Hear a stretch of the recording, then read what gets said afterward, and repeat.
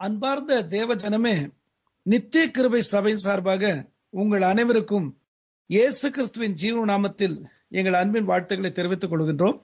நாம் ஒரு நிமிஷம் ஜெபிப்போமாக. அன்பின் பிதாவே, வானத்துக்கும் பூமிக்கு ஆண்டவரே, இயேசு கிறிஸ்துவின் திருநாமத்தை குறித்து நாங்கள் பரிசுத்த வேதாகமத்தை வைத்து தியானிக்க போகின்றோம். கர்த்தாவே, பரிசுத்த ஆவியானவராகிய தேவன் தாமே இயேசு கிறிஸ்துவின் திருநாமத்தை இன்னும் கூடுதலாய் நாங்கள் அறிந்து கொள்ளவும் எங்கள் ஒவ்வொருவருக்கும் கிருபை அருள வேண்டுமாய் உம்மை நோக்கி மன்றாடி ஜெபிக்கின்றோம். இயேசு கிறிஸ்துவின் ஜீவனுள்ள நாமத்தில் உம்மிடத்தில் வேண்டிக் கொள்கின்றோம் எங்கள் பரமபிதாவே, ஆமேன். இயேசு கிறிஸ்துவின் நாமம் என்ற தலைப்பினை கொண்ட ஒரு தேவ செய்தியை இப்பொழுது கேட்போமாக. இயேசு கிறிஸ்துவின் திருநாமத்தை குறித்து நாம் பரிசுத்த வேதாகமத்திலே அடிப்படையாக காண்கின்ற காரியம் பிலிப்பியர் 2 அதிகாரம் 9 வசனம் முதற்கொண்டு 11 வசனம் வரைக்கும் உள்ள பகுதியிலே இயேசு கிறிஸ்துவின் திருநாமத்தின் மகத்துவங்களை நாம் சுருக்கமாக காண்கின்றோம். ஆதலால் தேவன் எல்லாவற்றிற்கும் மேலாக அவரை உயர்த்தி இயேசுவின் நாமத்தில் வானோர் பூதலத்தோர் பூமியின் கீழானோருடைய முழங்கால் யாவும் முடங்கும்படிக்கும் பிதாவாகிய தேவனுக்கு மகிமையாக இயேசு கிறிஸ்து கர்த்தரென்று நாவுகள் யாவும் அறிக்கை பண்ணும்படிக்கும் எல்லா நாமத்திற்கும் மேலான நாமத்தை அவருக்கு தந்தருளினார். இயேசு கிறிஸ்துவின் திருநாமம் எல்லா நாமத்துக்கும் மேலான நாமம் என்பதை பிலிப்பியர் 2 அதிகாரம் 9 வசனம் முதற்கொண்டு 11 வசனம் வரை உள்ள பகுதியிலே நாம் காண்கின்றோம். அவருடைய திருநாமத்து பிதாவாகிய தேவன் உயர்த்தி வைத்திருக்க இயேசு கிறிஸ்துவின் நாமமே இல்லாமல் நாம் ரட்சிக்கப்படுவதற்கு வேறு எந்த நாமத்தையும் பிதாவாகிய தேவன் கட்டளையிடவில்லை என்பதை அப்போஸ்தலர் 4 அதிகாரம் 12 வசனத்திலே காண்கின்றோம். அவராலே அன்றி வேறொருவராலும் ரட்சிப்பு இல்லை. நாம் ரட்சிக்கப்படும்படிக்கு வானத்தின் கீழெங்கும் மனுஷர்களுக்குள்ளே அவருடைய நாமமே அல்லாமல் வேறொரு நாமம் கட்டளையிடப்படவும் இல்லை என்றான். மேலும் 138 சங்கீதம் 2 வசனத்திலே இயேசு கிறிஸ்துவின் திருநாமத்தை குறித்து நாம் இவ்வண்ணமாய் வாசிக்கின்றோம். உமது பரிசுத்த ஆலயத்துக்கு நேராக நான் பணிந்து உமது கிருபையின் நிமித்தமும் உமது உண்மையின் நிமித்தமும் உமது நாமத்தை துதிப்பேன். உமது சகல பிரஸ்தாபத்தை பார்க்கிலும் உமது வார்த்தையை நீர் மகிமைப்படுத்தி இருக்கிறீர். இயேசு கிறிஸ்துவுக்கு பல பட்ட பெயர்கள் உண்டு. பரிசுத்த வேதாகமத்திலே ஸ்திரீயின் வித்து என்ற பட்ட பெயர் அவருக்கு உண்டு. யூதா கோத்திரத்தின் சிங்கம் என்ற பட்ட பெயர் அவருக்கு உண்டு. அதிசயமானவர், ஆலோசனை கர்த்தர், வல்லமை உள்ள தேவன், நித்திய பிதா, சமாதான பிரபு என்ற பட்ட பெயர்கள் அவருக்கு உண்டு. தேவாட்டு குட்டியானவர் என்ற பட்ட பெயர் அவருக்கு உண்டு. பிரதான மேய்ப்பர் என்ற பட்ட பெயர் அவருக்கு உண்டு. அவருக்கு உண்டாயிருக்கின்ற பட்ட பெயர்களில் வார்த்தையானவர் என்ற பட்ட பெயரும் உண்டு. அதை குறித்து நாம் யோவான் 1 அதிகாரம் 1 வசனத்திலேயும் 14 வசனத்திலேயும் இவ்வண்ணமாய் வாசிக்கின்றோம்.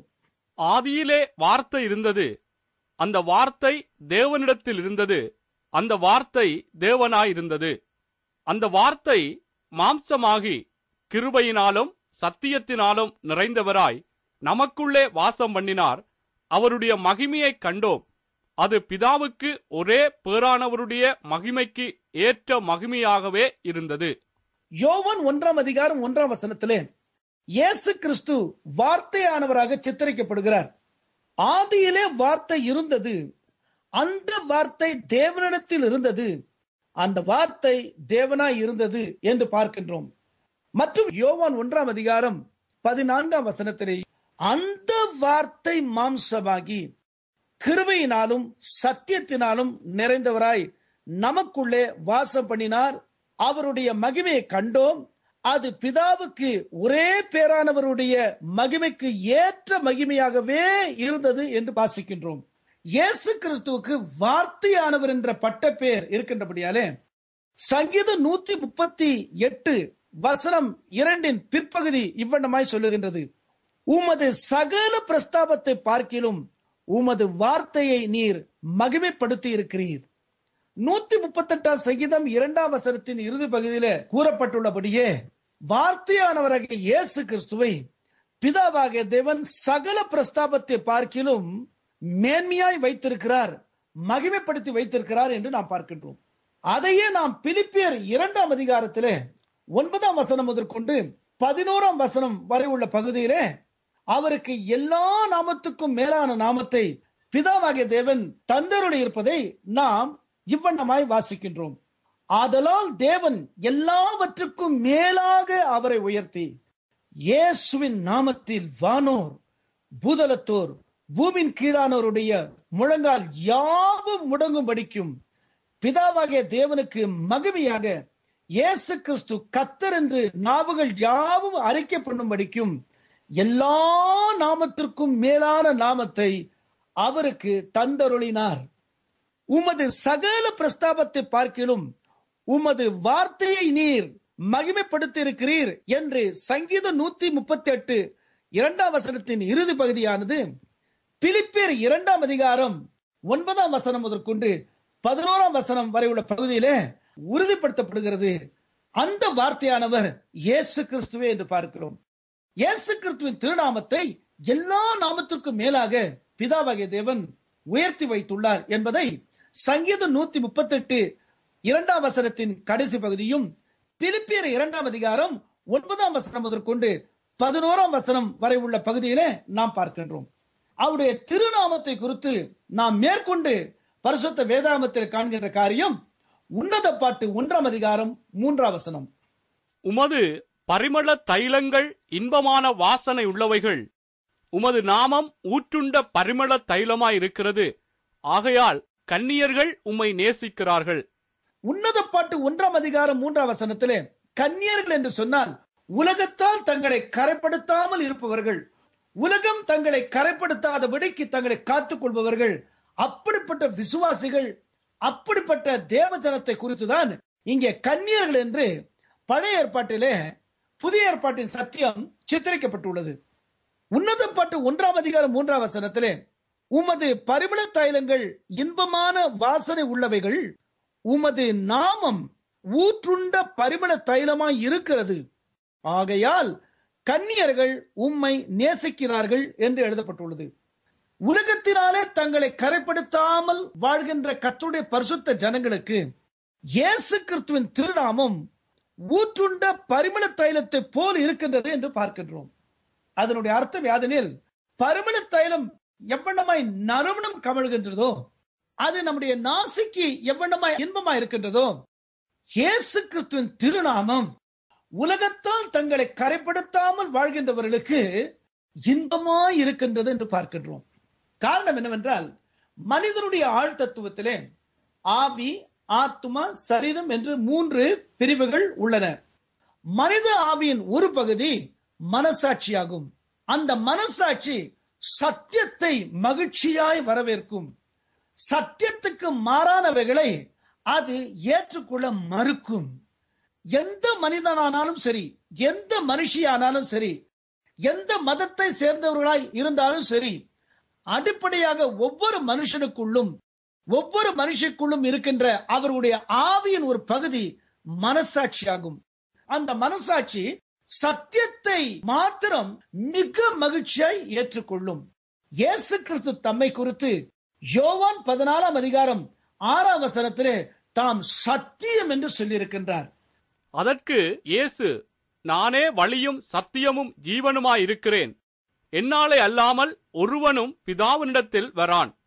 இயேசு கிறிஸ்து தம்மை குறித்து யோவான் 14ஆம் அதிகாரம் 6ஆம் வசனத்திலே நானே வழியும் சத்தியமும் ஜீவனுமாய் இருக்கிறேன் என்று சொல்லியிருக்கின்றார். இயேசு கிறிஸ்து யோவான் 14ஆம் அதிகாரம் 6ஆம் வசனத்திலே தம்மை சத்தியம் என்று வெளிப்படுத்துகின்றார். சத்தியம் இயேசுவே என்று பார்க்கின்றோம். மனித ஆவியின் ஒரு பகுதி மனசாட்சியா இருக்கின்றபடியாலே சத்தியமாகிய இயேசு கிறிஸ்துவை குறித்து கேள்விப்படும் போது மனித ஆவியினுடைய ஒரு பகுதியாகிய மனசாட்சிக்கு பெரும் மகிழ்ச்சியை அது ஏற்படுத்துகின்றது. இது நிமித்தமாகத்தான் பழைய ஏற்பாட்டிலே இயேசு கிறிஸ்துவின் திருநாமத்தை குறித்து முன்கூட்டிய தீர்க்க தரிசனமாக அவருடைய நாமம் ஊற்றுண்ட பரிமள தைலமாய் இருக்கிறது என்று எழுதப்பட்டுள்ளது. உலகத்தால் தங்களை கரைப்படுத்தாமல் காத்துக்கொள்ளும் தேவ ஜனங்களுக்கு இயேசு கிறிஸ்துவின் திருநாமம் என்று சொல்லும் போது அவர்களுடைய ஆவியிலே பெரிய மகிழ்ச்சி ஏற்படும். உலகத்தால் தங்களை கரைப்படுத்த கூடாது என்று தங்களை பாதுகாக்கிறவர்கள் மனசாட்சியிலே சத்தியத்தை வாஞ்சிக்கின்றபடியாலே இயேசு கிறிஸ்துவாகிய சத்தியத்தை அவர்கள் கேட்கும் போதெல்லாம் அவர்களுடைய மனசாட்சியில பெரும் மகிழ்ச்சி ஏற்படும். 2 கொரிந்தியர் புஸ்தகம் 2ஆம் அதிகாரம் 14ஆம் வசனத்திலேயும் இயேசு கிறிஸ்துவின் திருநாமத்தை குறித்து இவ்வண்ணமாய் நாம் வாசிக்கின்றோம். கிறிஸ்துவுக்குள் எப்பொழுதும் எங்களை வெற்றி சிறக்க பண்ணி எல்லா இடங்களிலேயும் எங்களை கொண்டு அவரை அறிகிற அறிவின் வாசனையை வெளிப்படுத்துகிற தேவனுக்கு ஸ்தோத்திரம். உன்னதப்பட்டு 1ஆம் அதிகாரம் 3ஆம் வசனத்திலே உமது நாமம் ஊற்றுண்ட பரிமள தைலமாய் இருக்கிறது என்று எழுதப்பட்டுள்ளது. 2 கொரிந்தியர் 2ஆம் அதிகாரம் 14ஆம் வசனத்திலே இயேசு கிறிஸ்துவை அறிகிற அறிவின் வாசனை என்று பார்க்கின்றோம். உலகம் தங்களை கரைப்படுத்தாதபடி காத்துக்கொள்ளும் கண்ணீர்களை போன்று இருக்கிற தேவ ஜனங்களுக்கு இயேசு கிறிஸ்துவை அறிகிற அறிவு மிகுந்த மகிழ்ச்சியை ஏற்படுத்துகின்றது. இது நிமித்தமாகத்தான் தேவ ஜனங்கள் சத்திய வசனங்களை வாசிக்கிறார்கள், சத்திய வசனங்களை கேட்கும்படி திருச்சபைக்கு செல்கிறார்கள். அந்த சத்திய வசனம் இயேசுவே என்று பார்க்கின்றோம். இயேசுதான் அந்த சத்தியம். வேத வசனம் அனைத்தும் சத்தியமாக இயேசுவை வெளிப்படுத்துகின்றபடியால் வேத வசனத்தை வாசிப்பவர்கள், வேத வசனத்தை தியானிப்பவர்கள் சத்தியமாக இயேசுவையே அவர்கள் அறிகின்றவர்களாய் வேத வசனத்தை வாசிக்க வாசிக்க வாசிக்க சத்தியமாக இயேசு கிறிஸ்துவினுடைய திருநாமம் அவர்களுக்கு சுகந்த வாசனையாய் இருந்து பேரானந்தத்தை ஏற்படுத்தும் என்று பார்க்கின்றோம். உலகத்தால் தங்களை கரைப்படுத்தாமல் காத்துக் கொள்பவர்களுக்கு இயேசு கிறிஸ்துவின் நாமம் பேரானந்தத்தை ஏற்படுத்துகிறது என்று பார்க்கின்றோம். 2வது, இயேசு கிறிஸ்துவின் திருநாமம் நம் சரீர நோய்களை நீக்குகிறது என்பதை பழைய ஏற்பாட்டிலே தீர்க்க தரிசனமாக முன்கூட்டியே சங்கீதம் 107 வசனம் 20 இவ்வண்ணமாய் எழுதப்பட்டுள்ளது. அவர் தமது வசனத்தை அனுப்பி அவர்களை குணமாக்கி அவர்களை அழிவுக்கு தப்புவிக்கிறார். சங்கீதம் 107 வசனம் 20 அவர் தமது வசனத்தை அனுப்பி அவர்களை குணமாக்கி அவர்களை அழிவுக்கு தப்புவிக்கிறார் என்று எழுதப்பட்டுள்ளது. தேவனுடைய வசனம் என்பது தேவனுடைய வார்த்தை. தேவனுடைய வார்த்தை யோவான் 1ஆம் அதிகாரம் 1ஆம் வசனத்தின்படி இயேசு கிறிஸ்துவே என்று பார்க்கின்றோம். இயேசு கிறிஸ்து நோயாளிகளை சுகமாக்குகிறார் என்பதை குறித்து புதிய ஏற்பாட்டின் சத்தியத்தை பழைய ஏற்பாட்டிலே 107ஆம் சங்கீதம் 20ஆம் வசனத்திலே அவர் தமது வசனத்தை அனுப்பி அவர்களை குணமாக்கி அவர்களை அழிவுக்கு தப்புவிக்கிறார் என்று எழுதப்பட்டுள்ளது. அவர் தமது வசனத்தை அனுப்பி அவர்களை குணமாக்கி அவர்களை அழிவுக்கு தப்புவிக்கிறார் என்ற வார்த்தை பிதாவாக தேவன் இயேசு கிறிஸ்துவை பூமிக்கு அனுப்பி ஜனங்கள் பாவங்களிலிருந்து விடுதலையாக வேண்டும் என்பதற்காகவும் அவர்கள் வியாதிகளிலிருந்து விடுதலையாக வேண்டும் என்பதற்காகவும் தம்முடைய ஒரே பேரான குமாரனை பூமிக்கு அவர் அனுப்பினார் என்பதை குறித்து முன்கூட்டியே தீர்க்க தரிசனமாக சங்கீதம் 107 வசனம் 20 அவர் தமது வசனத்தை அனுப்பி அவர்களை குணமாக்கி அவர்களை அழிவுக்கு தப்புவிக்கிறார் என்று எழுதப்பட்டுள்ளது. உலகத்தால் தங்களை கரைப்படுத்தாதபடி தங்களை பாதுகாக்கும் தேவ ஜனத்தை சத்ருவாகிய சாத்தானுடைய அழிவுக்கு இயேசு கிறிஸ்துவின் திருநாமம் தப்புவித்து ரட்சிக்கிறது என்பதை மார்க் 16ஆம் அதிகாரம் 17ஆம் வசனத்தின் முற்பகுதியிலே இவ்வண்ணமாய் நாம் வாசிக்கின்றோம். விசுவாசிக்கிறவர்களால் நடக்கும் அடையாளங்களாவன, என் நாமத்தினாலே பிசாசுகளை துரத்துவார்கள், நவமான பாசைகளை பேசுவார்கள். இயேசு கிறிஸ்துவை தெய்வம் என்றும் இயேசு கிறிஸ்துவை தங்களுடைய இரட்சகர் என்றும் விசுவாசிக்கின்ற ஒவ்வொருவருக்கும் தேவன் கொடுத்திருக்கிற அதிகாரம் பிசாசுகளை இயேசு கிறிஸ்துவின் நாமத்தில் துரத்தும் அதிகாரமாகும். தேவஜனமே, சாத்தானாகிய பிசாசு வாழ்க்கையை பாழாக்குபவன் என்று நாம் பார்க்கின்றோம். பிசாசு எத்தனையோ பேருடைய வாழ்க்கையை பாழாக்கி போட்டிருக்கிறான். ஆனால் உலகத்தால் தங்களை கரைப்படுத்தாதபடி காத்துக்கொள்ளும் கண்ணீர்களை போன்ற விசுவாசிகளை தேவ ஜனத்தை சத்துருவை துரத்தத்தக்கதான அதிகாரம் உடையவராக தேவன் ஆசீர்வதித்திருக்கிறார். மேற்கொண்டு 1 யோவான் 3ஆம் அதிகாரம் 8ஆம் வசனத்திலே இந்த சத்தியத்தை நாம் கவனிக்கின்றோம். பாவம் செய்கிறவன் பிசாசினால் உண்டாயிருக்கிறான், ஏனெனில் பிசாசானவன் ஆதிமுதல் பாவம் செய்கிறான். பிசாசனுடைய கிரியைகளை அழிக்கும்படிக்கே தேவனுடைய குமாரன் வெளிப்பட்டார். இயேசு கிறிஸ்து பூமிக்கு வந்த பிரதானமான நோக்கங்களில் ஒன்று பிசாசினுடைய கிரியைகளை அழிக்கும்படிக்கு. சிலுவை மரத்திலே இயேசு கிறிஸ்து வலு சர்ப்பமாகிய சாத்தானாகிய பிசாசானவனையும் அவன் சர்வ சேனையையும் தம்முடைய சிலுவையின் மரணத்தின் வாயிலாக அழித்து போட்ட நிலையில இயேசு கிறிஸ்துவின் நாமமானது பிசாசை துரத்தும் நாமமாய் இருக்கின்றது. இயேசு கிறிஸ்துவின் நாமத்தை தம் ஜனத்துக்கு தேவன் கொடுத்திருக்க, தேவ ஜனங்கள் இயேசு கிறிஸ்துவின் நாமத்தினாலே பிசாசுகளை துரத்தலாம் என்று பார்க்கின்றோம். உலகத்தால் தங்களை கரைப்படுத்தாமல் காத்துக் கொள்பவர்களுக்கு இயேசு கிறிஸ்துவின் நாமம் சத்ருவாகிய சாத்தானுடைய அழிவுக்கு தங்களை விலக்கி காக்கும் அதிகாரத்தை கொடுக்கின்றது என்று நாம் பார்க்கின்றோம். இயேசு கிறிஸ்துவின் நாமம் உலகத்தால் தங்களை கரைப்படுத்தாமல் காத்துக் கொள்பவர்களுக்கு அவர்களுடைய வாழ்க்கைக்கு அடைக்கலமாய் அமைந்துள்ளது. நீதிமொழிகள் 18ஆம் அதிகாரம் 10ஆம் வசனத்திலே இவ்வண்ணமாய் எழுதப்பட்டுள்ளது. கர்த்தரின் நாமம் பலத்த துருகம், நீதிமான் அதற்குள் ஓடி சுகமாயிருப்பான். பழைய ஏற்பாட்டிலே அவருடைய திருநாமத்தை குறித்து தீர்க்க தரிசனமாக நீதிமொழிகள் 18ஆம் அதிகாரம் 10ஆம் வசனத்திலே இவ்வண்ணமாய் எழுதப்பட்டுள்ளது. கர்த்தரின் நாமம் பலத்த துருகம், நீதிமான் அதற்குள் ஓடி சுகமாய் இருப்பான். நம் வாழ்க்கைக்கு அடைக்கலம் இயேசு கிறிஸ்துவின் திருநாமம். நமக்கு பிரச்சனைகள் வரும்போது, போராட்டங்கள் வரும்போது, நம்மை அழிக்க வேண்டும் என்று காரியங்கள் வரும்போது இயேசு கிறிஸ்துவின் நாமத்தை நமக்கு அடைக்கலமாக கொள்ளலாம். இயேசு கிறிஸ்துவின் நாமம் யாருக்கு அருளப்பட்டுள்ளது? உலகத்தால் தங்களை கரைப்படுத்தாதபடி காத்துக் கொள்பவர்களுக்கு இயேசு கிறிஸ்துவின் திருநாமம் பலத்த துருகமாக, அதாவது அவர்களை பாதுகாக்கும் அடைக்கலமாக அமைந்துள்ளதை நாம் பார்க்கின்றோம். உலகத்தால் தங்களை கரைப்படுத்தாமல் காத்துக் கொள்பவர்களுக்கு இயேசு கிறிஸ்துவின் திருநாமம் அவர்களுடைய அதிகாரத்தினுடைய ஆதாரமாய் அமைந்துள்ளது. பெற்றோராய் இருந்தாலும் சரி, தேவ ஊழியராய் இருந்தாலும் சரி, உலகத்திலே அதிகாரிகளாய் இருந்தாலும் சரி, அவர்களுக்கு தேவன் கொடுத்திருக்கிற அதிகாரத்தினுடைய ஆதாரம் இயேசு கிறிஸ்துவின் திருநாமமாய் இருக்கும் பட்சத்தில் அவர்களுடைய அதிகாரத்தை ஒருவரும் முறியடிக்க முடியாது. பிலிப்பியர் 2ஆம் அதிகாரம் 9ஆம் வசனம் முதற்கொண்டு 11ஆம் வசனம் வரை உள்ள பகுதியை நாம் மறுபடியும் வாசிக்கலாம். ஆதலால் தேவன் எல்லாவற்றிற்கும் மேலாக அவரை உயர்த்தி, இயேசுவின் நாமத்தில் வானோர் பூதலத்தோர் பூமியின் கீழானோருடைய முழங்கால் யாவும் முடங்கும்படிக்கும், பிதாவாகிய தேவனுக்கு மகிமையாக இயேசு கிறிஸ்து கர்த்தரென்று நாவுகள் யாவும் அறிக்கை பண்ணும்படிக்கும் எல்லா நாமத்துக்கும் மேலான நாமத்தை அவருக்கு தந்தருளினார். பிலிப்பியர் 2ஆம் அதிகாரம் 11ஆம் வசனத்திலே பிதாவாகிய தேவனுக்கு மகிமையாக இயேசு கிறிஸ்து கர்த்தர் என்று நாவுகள் யாவும் அறிக்கை பண்ணும் படிக்கும் என்று எழுதப்பட்டுள்ளது. கர்த்தர் என்று சொன்னால் ஆளுகை செய்கிறவர் என்று பொருள். இயேசு கிறிஸ்து பரத்துக்கு ஏறுவதற்கு முன்பாக முடிவாக சொன்ன வார்த்தையை மத்தேயு 28ஆம் அதிகாரம் 18ஆம் வசனம் முதற்கொண்டு 20ஆம் வசனம் வரை உள்ள பகுதியிலே இவ்வண்ணமாய் நாம் வாசிக்கின்றோம். அப்பொழுது இயேசு சமீபத்தில் வந்து அவர்களை நோக்கி, வானத்திலும் பூமியிலும் சகல அதிகாரமும் எனக்கு கொடுக்கப்பட்டிருக்கிறது.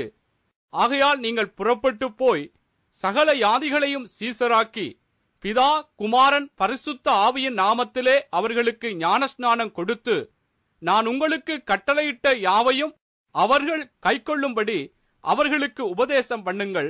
இதோ உலகத்தின் முடிவு பரியந்தம் சகல நாட்களிலும் நான் உங்களுடனே கூட இருக்கிறேன் என்றார். ஆமேன். இயேசு கிறிஸ்து சிலுவை மரத்திலே அனைத்தையும் வென்று மரித்து அடக்கம் பண்ணப்பட்டு 3ஆம் நாள் பிதாவாகிய தேவனுடைய மகிமையினாலே எழுப்பப்பட்டு 40 நாட்களுக்கு பின்பு அவர் பரத்துக்கு ஏறுவதற்கு முன்பாக தம்முடைய சீஷர்களுக்கு அவர் சொன்ன இறுதி வார்த்தை மத்தேயு 28ஆம் அதிகாரம் 18ஆம் வசனம் 19ஆம் வசனத்திலே இவ்வண்ணமாய் நாம் பார்க்கின்றோம். அப்பொழுது இயேசு சமீபத்தில் வந்து அவர்களை நோக்கி, வானத்திலும் பூமியிலும் சகல அதிகாரமும் எனக்கு கொடுக்கப்பட்டிருக்கிறது. ஆகையால் நீங்கள் புறப்பட்டு போய் சகல ஜாதிகளையும் சீஷராக்கி பிதா குமாரன் பரிசுத்த ஆவியின் நாமத்தினாலே அவர்களுக்கு ஞானஸ்நானம் கொடுத்து என்று எழுதப்பட்டுள்ளது. தேவ ஜனமே, இயேசு கிறிஸ்து சொல்லுகிறார், நீங்கள் புறப்பட்டு போவதற்கு முன்பாக நீங்கள் அறிய வேண்டிய காரியம், வானத்திலும் பூமியிலும் சகல அதிகாரமும் இயேசு கிறிஸ்துவாகிய எனக்குத்தான் கொடுக்கப்பட்டுள்ளது. பிள்ளைகளை தேவன் கொடுக்கும் போது பெற்றோருக்கு பிள்ளைகளை வழிநடத்தும் அதிகாரத்தை கொடுத்திருக்கின்றார்.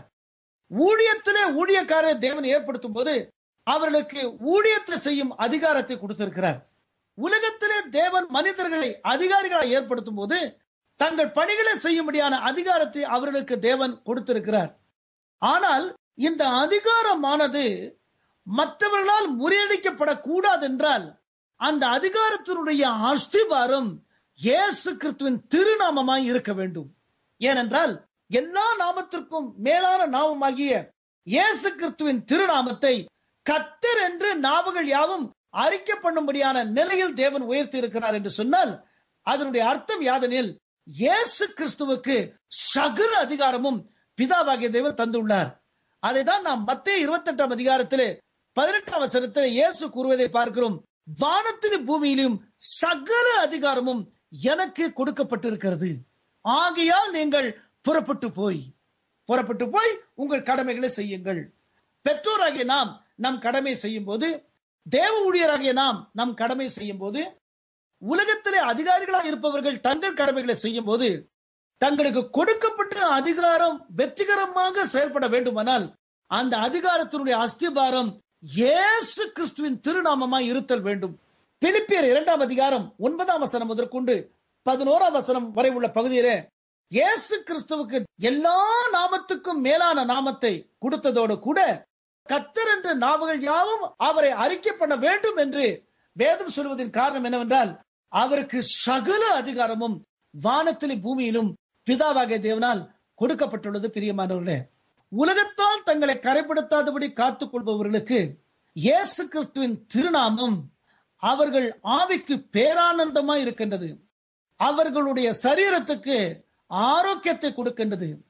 அவர்களுடைய சத்துருவாகிய சாத்தானை அழித்து போடுகின்றது. இயேசு கிறிஸ்துவின் திருநாமம் அவர்களுடைய வாழ்க்கைக்கு அடக்கலமாக அமைந்துள்ளது.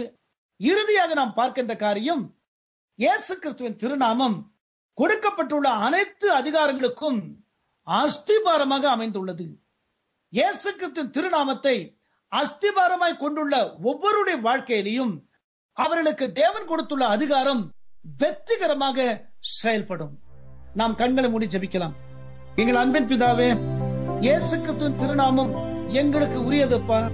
இயேசு கிறிஸ்துவின் திருநாமத்தால் உண்டாகிற இத்தனை ஆசீர்வாதங்களையும் நாங்கள் சுதந்திரித்துக் கொள்ளும்படி தொடர்ந்து நாங்கள் ஆண்டவரே உலகத்தால் கரைபடாதபடிக்கு மாம்சத்தை நிச்சை, கண்களை நிச்சை, ஜீவனத்தின் பிறவைக்கு எங்களை விலக்கி காத்துக்கொள்ள எங்களுக்கு வேண்டிய அனைத்து கிருபைகளையும் நீர் தந்துள்ள உம்மை நோக்கி மன்றாடி வேண்டிக் கொள்கின்றோம். இயேசு கிறிஸ்துவின் ஜீவனுள்ள நாமத்தில் உம்மிடத்தில் வெகு மனத்தாழ்வோடு வேண்டிக் கொள்கின்றோம் எங்கள் பரமபிதாவே, ஆமென். உங்கள் ஜெப தேவைகளுக்கும் தேவ ஆலோசனைகளுக்கும் egagchurch.com என்னும் எங்கள் திருச்சபை இணையதளத்தின் வாயிலாக எங்களை தொடர்பு கொள்ள அன்புடன் உங்களை அழைக்கின்றோம். மீண்டும் உங்கள் நினைவிற்கு egagchurch.com